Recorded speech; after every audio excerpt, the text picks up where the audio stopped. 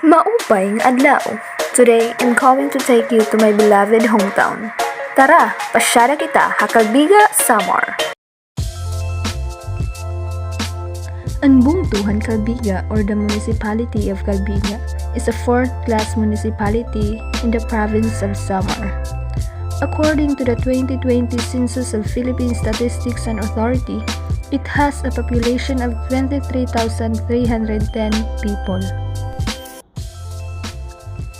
The municipality of Calbiga is subdivided into 41 barangays.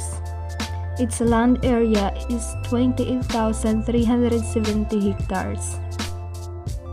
In 1649, Calbiga was an annex or visita of Catbalogan.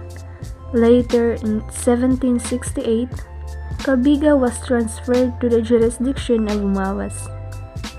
All through Jesuit times, Calbiga remained a visita until 1772, when it had its first residential pastor, the Franciscan Fray Manuel Rico de Jesus.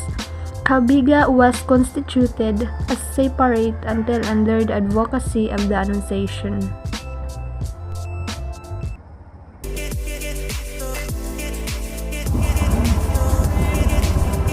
Before we reached the well-known Lulugayan Falls, we really had a long up-down ride because it was quite far from the town center. We traveled for more than an hour back and forth, but the mountain view and the scenery on the way was refreshing and nice.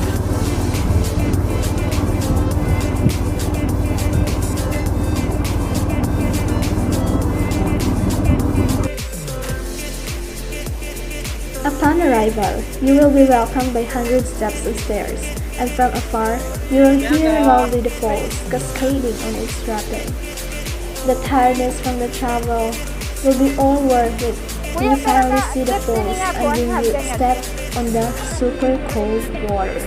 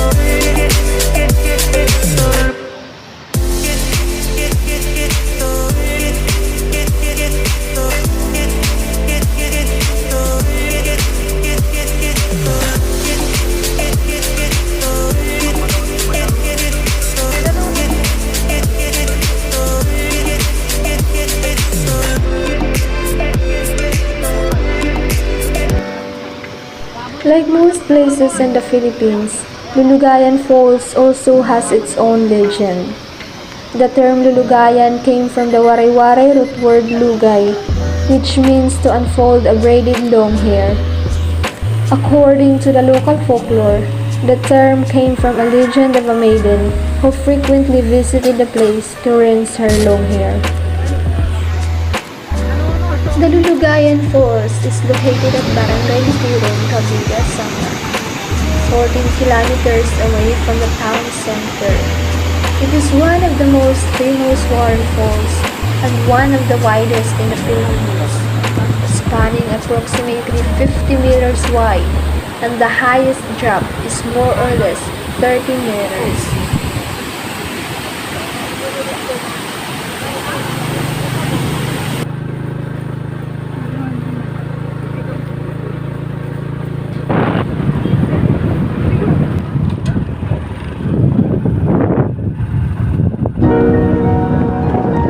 This is the Calbiga River.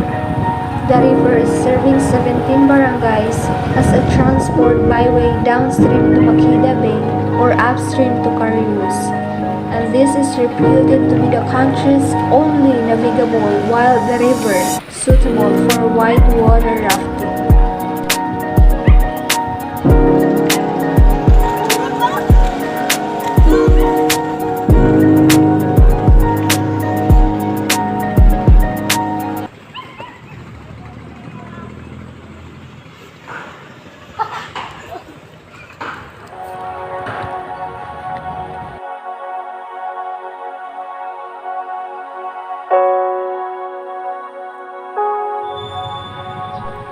This is the holy door of Our Lady of the Annunciation Parish, and this was ceremoniously opened by Bishop Isabelo C. Abarquez on the 10th of April 2021.